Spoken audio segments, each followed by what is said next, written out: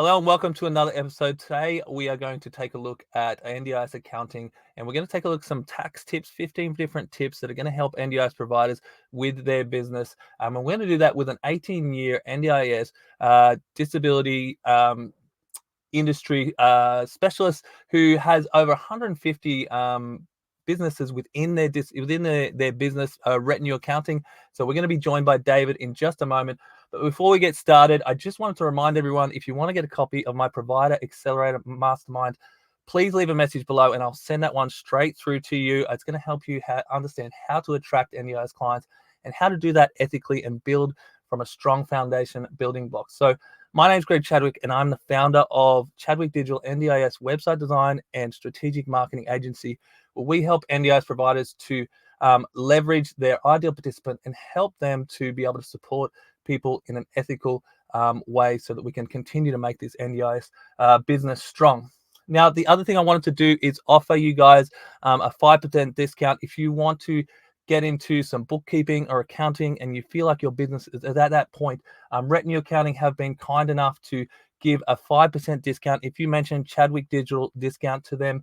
I want you to give Ben a call at Retinue Accounting on 0499 398 471, and he'll hook you up with that Chadwick Digital discount. 5% over the lifetime expectancy of your contract will be a really good savings. So thanks so much, Retinue, for that.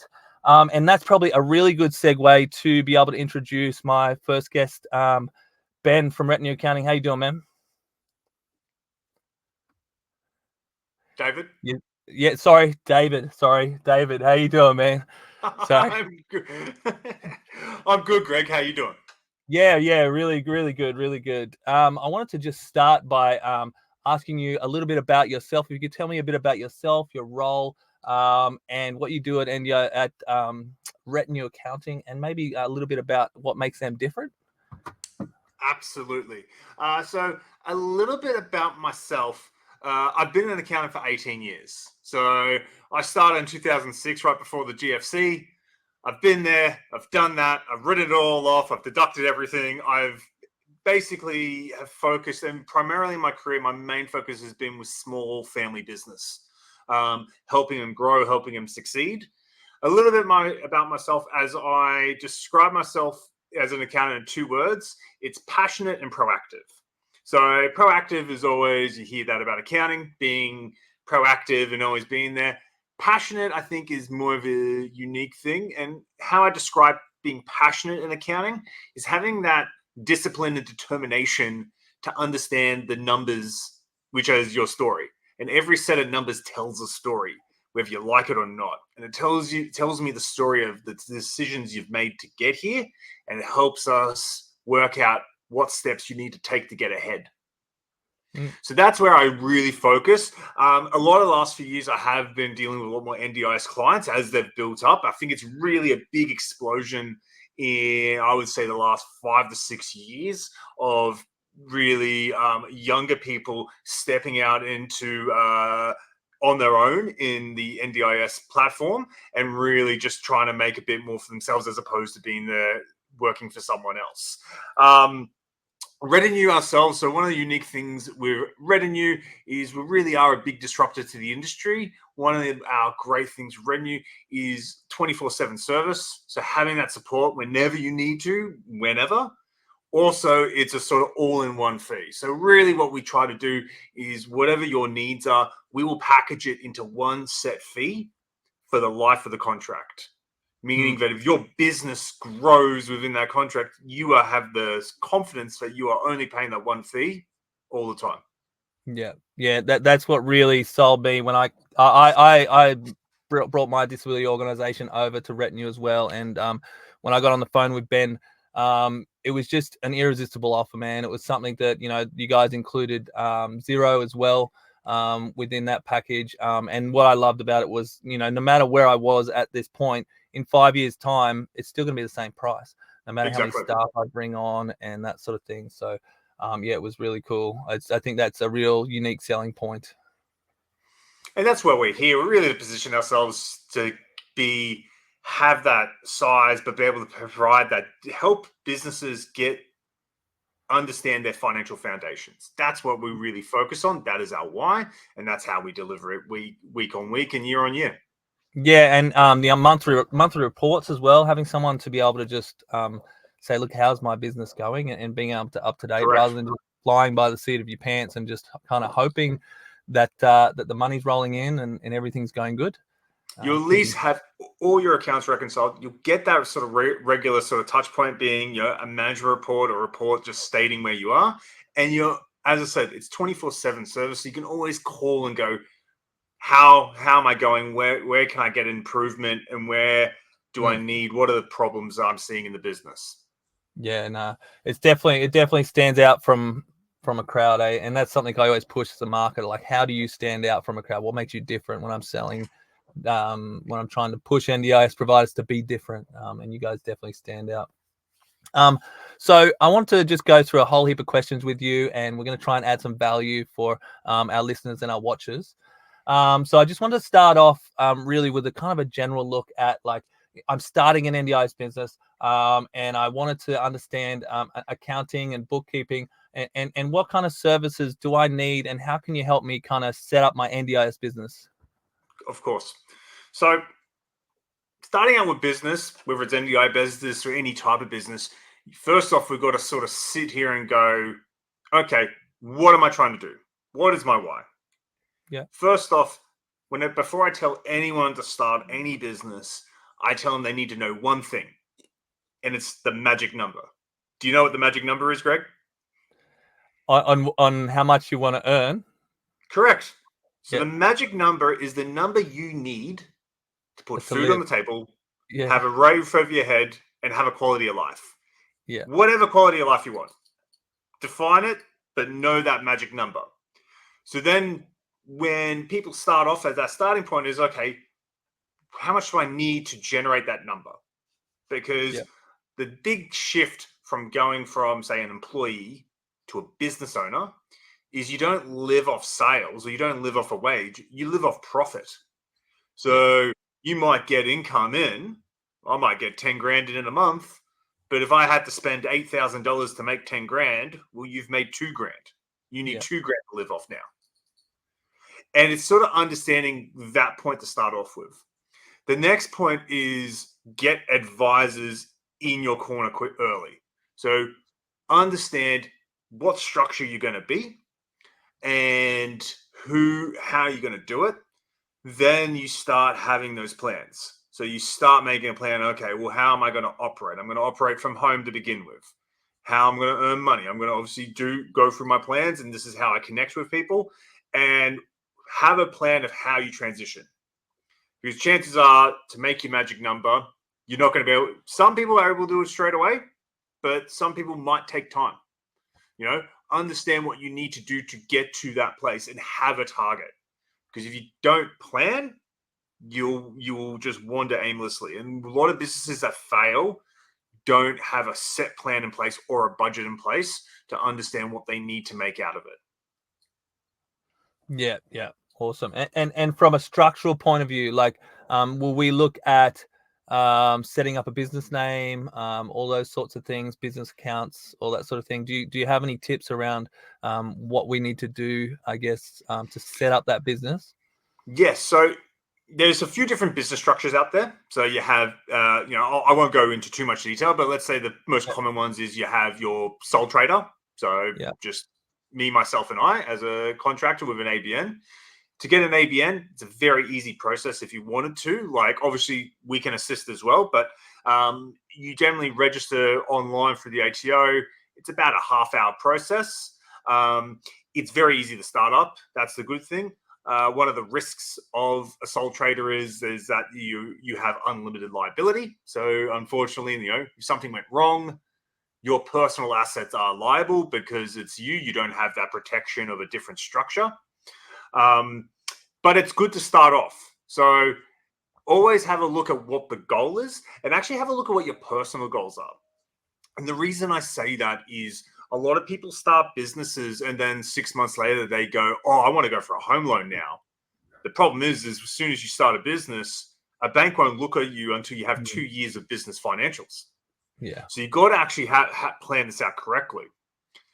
So understand what your life goals are and then work on, so the structure kind of feeds into the goals as opposed to the other way around. Yeah. Then the next stage is really, okay, one of the other common structures you have is a company. Company is Yeah. good if you're looking to grow. One of the advantages of a company is you have that protection, which is, the company is responsible for its own debts and it's responsible for its own issues. That obviously changes if anything mischievous or criminal happens, but you still have that protection overall.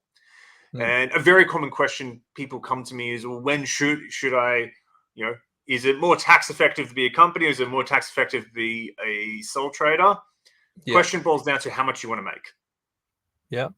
So the rule of thumb, a very decent, good rule of thumb, is generally when you are making more than that $120,000 mark. Yeah. So around, if you make it, and that's profit, not sales, but profit. So after expenses, that is when it actually becomes more tax effective to move into a company structure. Yeah. So Okay. it costs a bit cheaper, obviously, to be a sole trader. There's less reporting requirements. There's less, fees from that. Yeah. However, you might be more risk adverse. So if you're very cautious, you already got assets. You might be, you might have had a house. You might have a house. You might have other assets that you want to protect. Maybe a company might be better right from the start. Yeah.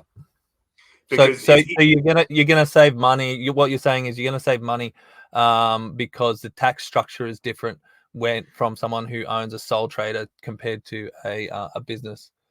correct. So with a sole trader, you're taxed at your marginal tax rates. Now, Yeah. those marginal tax rates are a bit better now since it's after July and we've got the stage 3 tax cuts.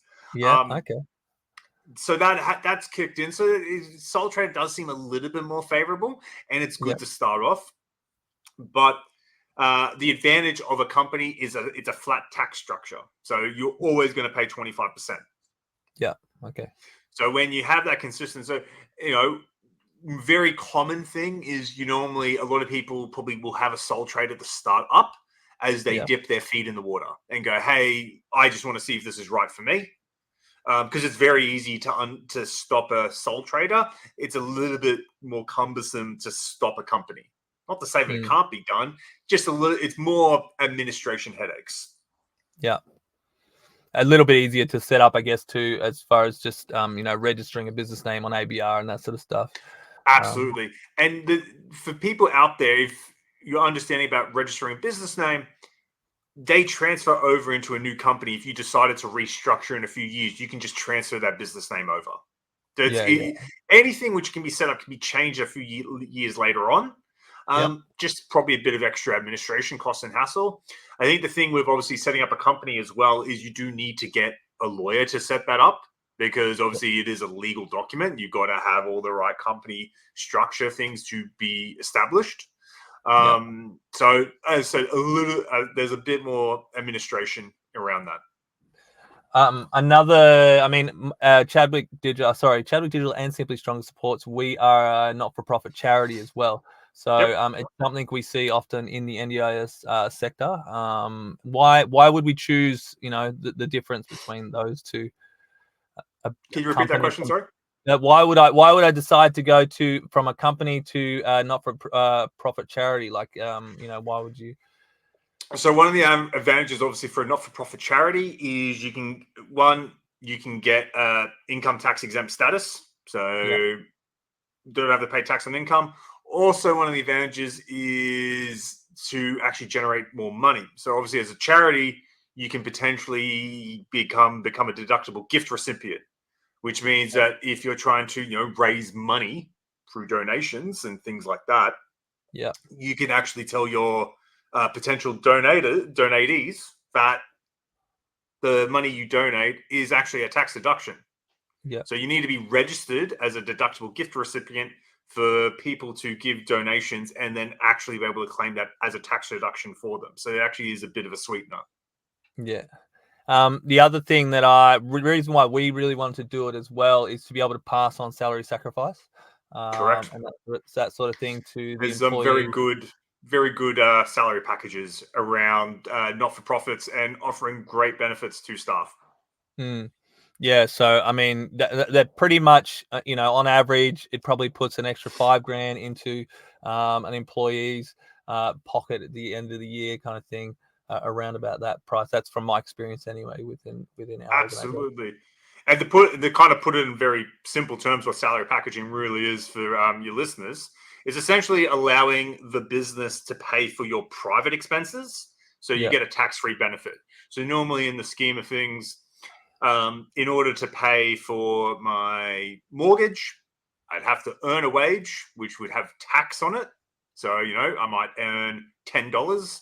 They take $3 of tax, and then I have to pay for my mortgage. But with a salary package, this allows businesses to pay for the mortgage before I get taxed.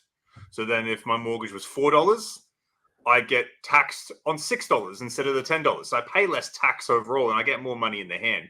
And there's some mm, very generous packages for not-for-profits and for charities to obviously yeah, try and get their skill set in, so they can get very handsome benefits. Because my wife is a midwife as well at the hospital, so I do understand those benefits, and they're very helpful every year.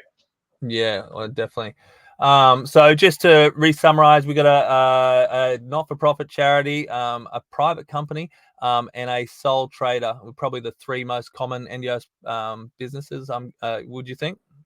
Yep, there's one last one, which is other like smaller one, which would be like a trust. Yeah, But that's more generally trusts.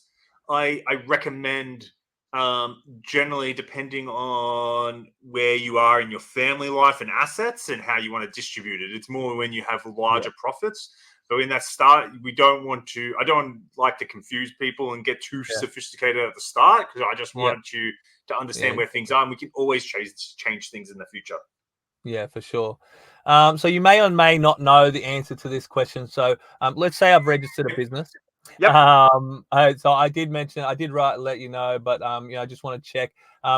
Let's say I've registered an NDIS business. I've called my disability support, so Simply Stronger Supports, and then I've gone for my NDIS registration, and then I want to change my name of my business. Do you know, is there any impact or fallout from this? From a tax perspective, no.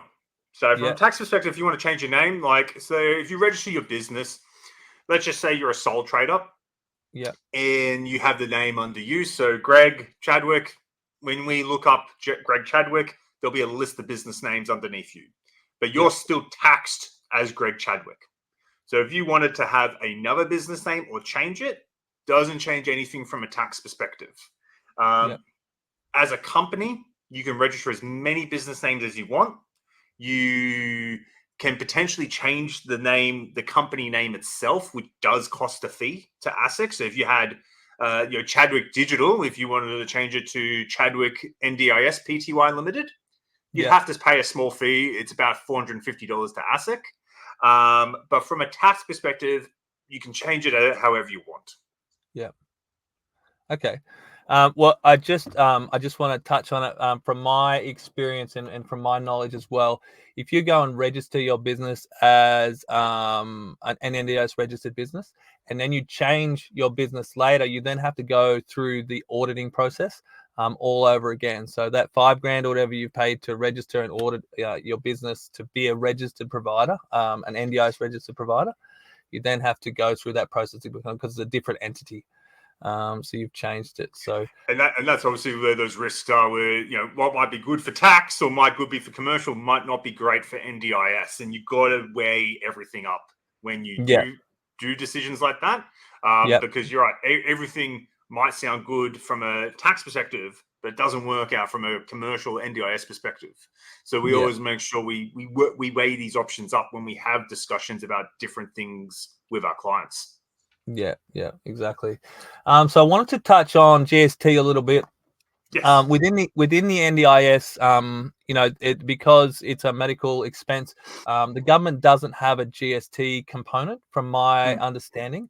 Do you think you can explain a little bit about what this means and how NDIS providers can kind of benefit from this? Sure. So, look, from a GST perspective, there are still requirements for NDIS providers to meet for GST free. So Yeah. on the whole, generally it is, but there are certain requirements. Like obviously, it's not a all for one. There are four main points. Generally, that it's for services for a plan in writing. They meet a table of services as per the ATO guidelines. So there are still it's not a blanket GST free. You still have to meet some requirements, but most providers will meet that because of the services they provide. What that essentially means is generally as a business, you're meant to charge GST on all your products. So let's say I sell something for $10. Yeah. I would charge $1 of GST because I've got to charge 10% of my income, charge 10% as GST on my goods. And then I pay that GST to the ATO. On the flip side, I get credit for all the GST on the expenses I purchase. So let's just say I spent $5.50 buying a meat pie. I get that 50 cents back because there's 50 cents of GST on that. So then when I do my GST at quarter time, because I collected $1 of GST and I paid 50 cents of GST, I only have to give the tax man 50 cents. So you offset what you've collected versus what you've paid. Yeah. Now, the real advantage with an NDIS provider is if all your income is GST free, you're still entitled to claim the GST back on your purchases. So what ends up happening is you actually end up getting this sort of little, cash back or sugar hit because you're able to claim the GST on all your supplies every quarter. So what happens, it actually ends up benefiting your cash flow. So when you do your quarterly BAS or GST return, like quarterly business activity statement, you get a refund of all those GST credits. So it ends up boosting your income as opposed to outlaying income every quarter, which a lot of businesses do because of GST. You actually get money back. Yeah. Yeah, exactly. So if I was going to go buy, like, let's say I run a disability transport service, and I was going to go buy a car for $50,000, there's probably going to be around about a $5,000 GST component on that. Absolutely. So essentially, I'm going to get that $5,000 back as a little, basically $5,000 off that car at the end of financial year.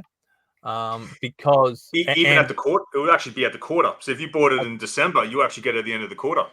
Okay, awesome. Yeah, at the quarter, and because there's no GST components when you go to claim from the NDIS, whether it be self-managed, plan manager, whatever, when you go put your invoice in and they pay you, there's no GST. We don't have to charge GST on that. Correct. Yeah. Just remember, I stress this, is make sure you are falling under the guidelines. There are specific guidelines. So if you don't know them, call your accountant. Yeah, exactly. I have heard that there are some that you have to charge GST for. I think it might have been like what's termed like physiotherapies and those sorts of things. So there's four big sort of categories. So Yep. one, you've got to have an actual plan in place and it's got to be in writing. Two, the services are going to be in connection with that plan, like directly. And three, then it sort of it meets what it will meet a set category list. So essentially, there is a defined list of services that meet the NDIS provider GST. Like, so if you provide the service, it is GST exempt. Yeah. Yeah. So do you feel like it might be beneficial? So is the GST tax rate, is that around $75,000 a year still? So the way GST works is you're obligated to register for GST when you are making over 75,000. Yeah. Now, the way that works is it's actually a look ahead provision. Yeah. So let's just say the first year you did 80,000. It's not, and you didn't realize it. That's okay. It's a look ahead to say, okay, now I realize that if you know that you're going to be doing more than $75,000 a year, then you register for GST. Yeah. But you are allowed to register for GST if you're under 75,000. So I would recommend for a lot of clients to register straight away because if it helps get that extra income in, you can register for it as soon as you have an ABN and you have an active business. Yeah. The only the main requirement is that you are in what they call an enterprise, or you are operating a business. So you are in the effort of, I'm operating what I call, like, they say, you're making the intention to run a business. Yeah. So as soon as you start that, you're able to actually start the register for GST and then start getting those benefits coming in straight away. Yeah, exactly. And that's something I really wanted to clarify because, if you do have a whole heap of big expenses coming up when you're setting up your business, sometimes people will put 80 grand into their business straight away to really just boom, try and get this off the ground. If you've got a heap of expenses coming up and you decide you want to register for GST, you can get some good savings straight off Correct. the bat. What I recommend, though, is get some advice around the timing, so you can't get tripped up if there's too far of a gap between when the expenses happen and when you first earn income. Okay. So Oh. there is some of a timing thing. Like, the closer it is together, the better. And I say that that's not to say that if you didn't and waited a while. I'm just saying that it can be open up to interpretation, but you haven't made that effort. Yeah. So Yeah. it's about, really, what I would stress is get advice early, get Yeah. in there, and plan it afterwards. Because there's nothing worse from my end that someone I can give advice before something happens, as Yeah. opposed to, hey Dave, I did this, and I'm like, okay. Yeah, exactly. So it's something I really wanted to just double check and make sure, and Yep. I know the answer to this, but I've heard a lot of providers say, hey, look, the NDIS, it's GST free. That means I don't have to register for GST. No. Yeah, it's not exempt from registering for GST because you're an NDIS provider. Whether you charge GST or not, it is a legal requirement once you're over 75,000 to register for GST. Yeah. And what will happen is, if you think the other way around, you do a couple of returns and the ATO will go, hang on.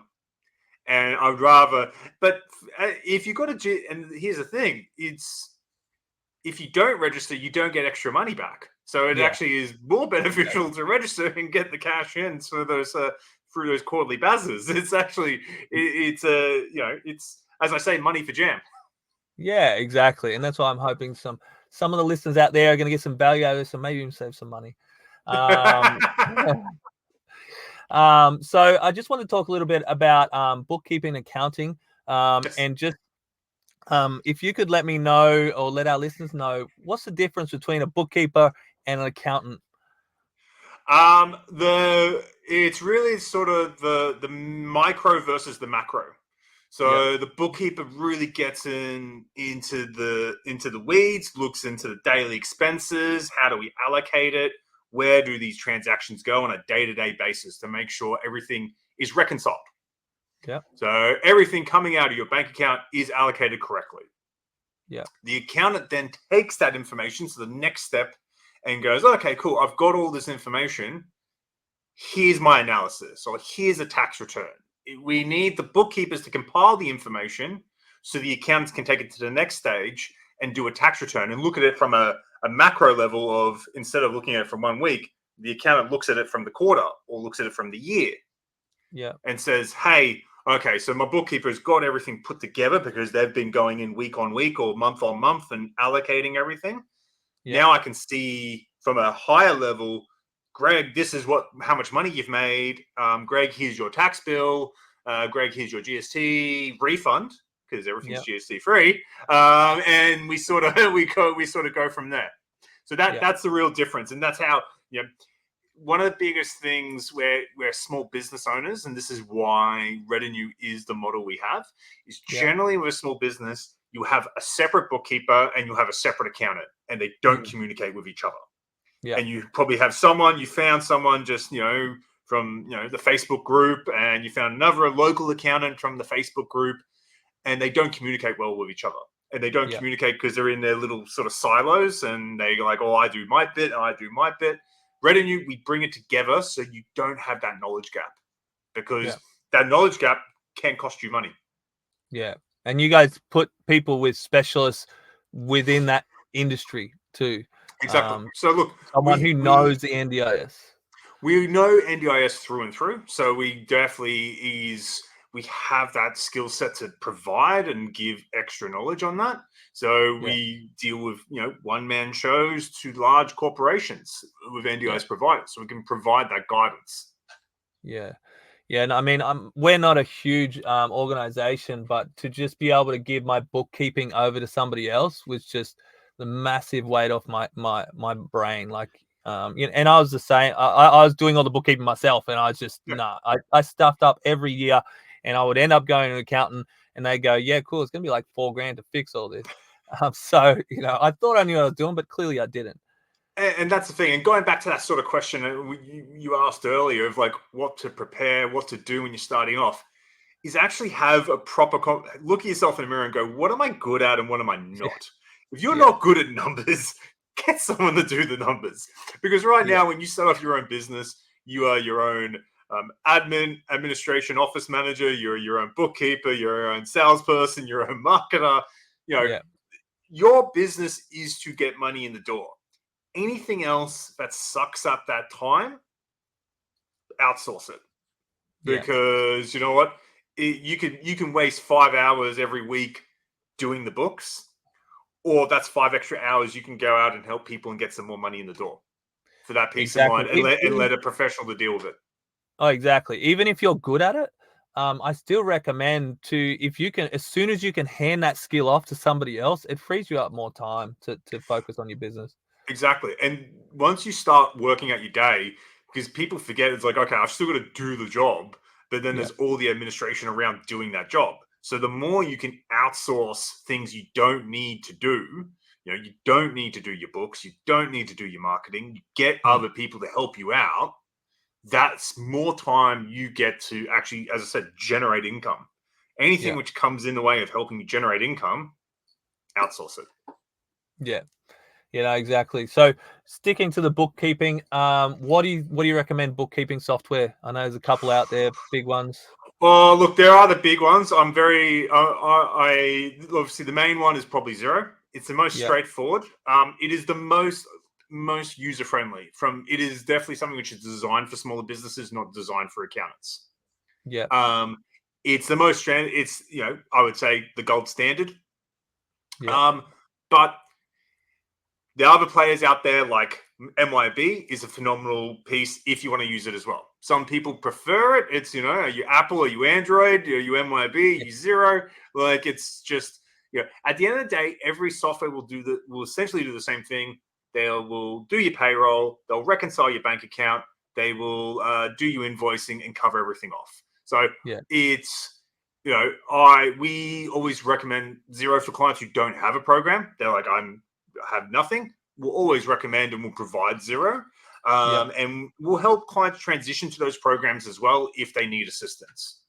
Yeah. I that's something that I found refreshing, is that you guys offered Xero as a part of your package. I think it's usually about $100 a month or something like that. Usually somewhere in that. It's had about 3 price rises in the last year. They're really starting to squeezing those profit margins. So it's like a standard program right now. You're looking closer to $75 a month. Yeah. Okay. But that's with no payroll. As soon as you have a bit more payroll, you're easily looking at $110, $120 a month. Yeah, as soon as you get some staff and that sort of thing on board. I've been using QuickBooks for like the last 10 years, and it's terrible. I just hate it. It doesn't. Can I tell you a little secret of why there's so much QuickBooks out there? Why? So basically what happened was QuickBooks had this massive selling program, and they were selling to accountants for $2 a software. So what I found is a lot more of the smaller suburban accountants bought all these accounting packages of QuickBooks for $2 and just gave it to every single client. Okay. With a little training. That's why I did it. It was cheap. Yeah. In the beginning, but now the prices are up there anyway, and they just don't integrate with stuff. Like, for some reason, it just doesn't integrate with anything. I have so much trouble with supers and paying all this stuff, so I'm making the switch. You made the right one. Yeah. So typically, I'd like to look at a little bit of maybe the tax deduction sides of things. As an NDIS provider, you have any advice on maybe some typical or non-typical tax deductions that NDIS providers can look at or maybe try and get at the financial year? One of the things with NDIS providers is that the rules for claiming a deduction, it has to be directly connected to your income. And the thing is, your income is a bit more unique because you're providing services, so you might have other expenses and things like that. So making sure you keep records and you have logs and you have those records of what you're actually spending on your clients, and making sure you're giving them to your bookkeeper or accountant so they can keep track of everything. One of the other main parts around that is generally around, I would say, occupancy expenses and motor vehicles. And we'll touch both of those off. Yeah. So occupancy expenses is a very unique one. Generally, because obviously when you probably start off NDIS, you're probably operating out of a home office. You don't have your own premises and things like that. So making sure that if you do operate out of home, one of the ways you can keep track of all your utility expenses, there are a couple of different methods. One method, which is is the cheap and dirty method, is a set hourly rate. Yep. So how many hours you work from home, you claim it's like 67 cents or around that mark. The other method is actually a fixed rate, a fixed proportion based on the office space. So if you have a dedicated office, so you're not just working off a laptop on the kitchen table, so you have a dedicated office, you can claim that portion based on the floor space of the rest of the house. Okay. So if you go, my office is 25% of the floor space of my apartment, beautiful, you get to claim 25% of the utilities for your business. One of the other options we can look at is in regards to motor vehicle expenses, because obviously you're driving around a lot and you're traveling quite a bit. So once again, one of the unique things for businesses is using what's called a logbook method. So you can either claim a cents per kilometer, and I'm talking from a sole trader level. There's a logbook method, which is a 12-week logbook. Yep. And you document all the travel of that car for 12 weeks. So whether it's business, whether it's personal, you log it for every week, every day for 12 weeks. Yep. And then you work out the business percentage. So you calculate everything that's business, everything that's personal, and work out the apportionment. And then once you do that apportionment, so let's just say it's 80% business, you can claim 80% of all the running costs of that car, being the depreciation, the lease interest, the service, the insurance, the fuel, everything. And the good thing is that logbook is valid for 5 years. Yep. So one of the unique things is I always tell people is make sure you do your logbook during your busiest time. So obviously you wouldn't do a logbook during Christmas time. Because probably a bit quieter, but generally your busiest time, if you're always running around, you're doing a lot of hours, you're doing all that, that's where it's a really good time to make sure you keep your logbook, whether you do it on an app or you can do it, you can get one of the be a bit old school and get one of the paper logbooks from the news agent, and you can sort of write it down there as well. Yeah, and obviously you got to keep all the receipts of your petrol and all those sorts of things. This is where having a bookkeeper is handy. So basically having Xero is handy, or a good accounting software. So basically it has a built-in program called HubDoc. And it literally, we get you to download it on your phone. And all you got to do is just take photos of every single receipt. It sends it to us.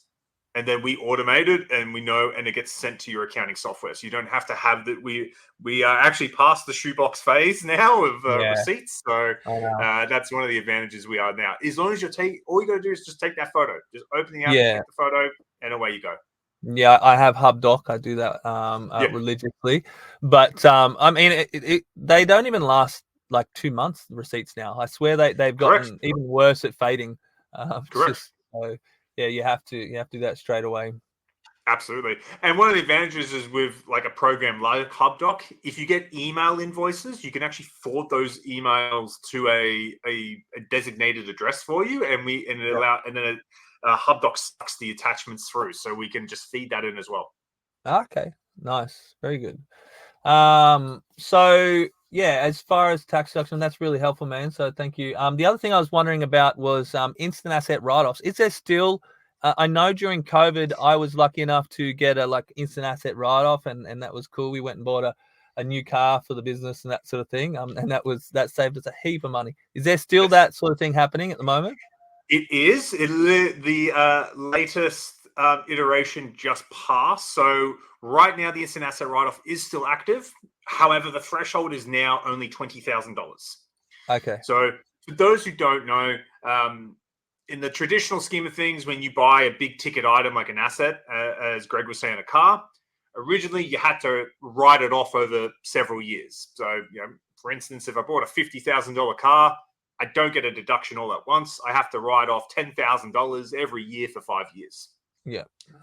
With this rule, the instant asset write-off, this actually allows you to claim the asset in full. So it gets treated like a normal expense and you get a big tax deduction in the year you've acquired it. So right now it's for any asset under $20,000. Yeah. Awesome. So if we go and buy a $50,000 car or whatever, you can instant asset write off $20,000 of that No, $50,000. No, unfortunately okay. not. If it's over 20 grand, you actually just it has to get treated like a normal asset. So it's only if it's under 20,000. This is where people get tripped up. However, you can do multiple assets at once. Okay. So if for whatever reason you bought five pieces of machinery at $10,000 each, so it was 50 grand altogether, you will get an instant asset write-off for 50 grand because each asset is under $20,000. Yeah. Okay. Oh, that's good to know. Interesting. Retinue has a great e-guide. If for those who don't know, you can Yeah. download our e-guide from our website, and it will have a lot more information there about how the instant asset write-off works for you. Yeah. Awesome. Definitely grab that. So that's about it for our questioning today, man. I really appreciate your time, but I'd love before you go, if you could maybe leave us with maybe some common mistakes that NDIS businesses might make within their business from an accounting perspective. If you've seen anything that we kind of need to watch out for and that sort of thing. The number one thing I would tell people is to plan your cash accordingly. Because unfortunately, it's a double-edged sword. Like, I guess with an NDIS provider, you know how much you're going to get. Yeah. But then the flip side to that is it will not change. So, if you know who's going to get X amount, then you need to understand that is the most you're ever going to get, and you've got to plan around that. So if prices go up, well, that affects your margin or affects your profit. And remember, you live off profit. So you need to plan your cash accordingly and understand when those big ticket items are. There's a saying I've always been taught, and I tell it to all my clients, and that is: sales is vanity, profit is sanity, but cash flow is king and queen. Yeah. And the ones who survive and the ones who don't, who get through and get ahead, plan their cash accordingly. Yeah. And it is really important on that note that understanding that we can't charge as NDIS providers, we can't charge until after that we've provided the service. Correct. So, and even then, sometimes plan managers or self-managed participants, they often are very late at paying their invoices. So, you need to be able to have some kind of a cash flow in there. I have to get a question, how much does it cost to start an NDIS business? You just need to have enough cash and to be able to float yourself as well and understand that this is a business. As soon as you bring on a staff member or anything like that, you're going to be out of pocket until that service is actually being invoiced and paid for eventually. Exactly. So what I always tell the gold standard, people go to me, well, how much money should I have and how much money? My gold standard is you should have 3 months of your magic number tucked away somewhere. Yeah, great. That's that really way, good. if nothing happened, let's just say, something unmentionable happened or plan something ahead, you have 3 months buffer. Now that's a goal. I appreciate a lot of people can't get to 3 months straight away. So start with 1 month. You have 1 month of your magic number always in the back. then you know you can wait things out, because things will flux and that's it. But if you know, hey, if everything stopped now, I've got money for another month while I work out and get something else in the door. That is, I Yeah. think, the ultimate goal you should get to. Ultimately, you should get to 3 months, because if you have 3 months, then you really know that when those emergencies happen, and I guarantee you they will happen, Yeah. you have money ready to help. Yeah. Awesome. Awesome. Thank you so much, man. Such great advice. I Always a appreciated pleasure. having you on. So once again, thank you, David from Retinue Accounting. If you guys want to take advantage of the 5% discount with Chadwick Digital, just mention Chadwick Digital discount. You got to call Ben, though. This is David. You got to call Ben on 0499 398 471 and just mention that discount. And yeah, you guys will be in really good hands. So once again, thanks, man. I appreciate your time. Thanks, Greg. It was awesome. All right. Take care, man. Talk to you soon. Cheers.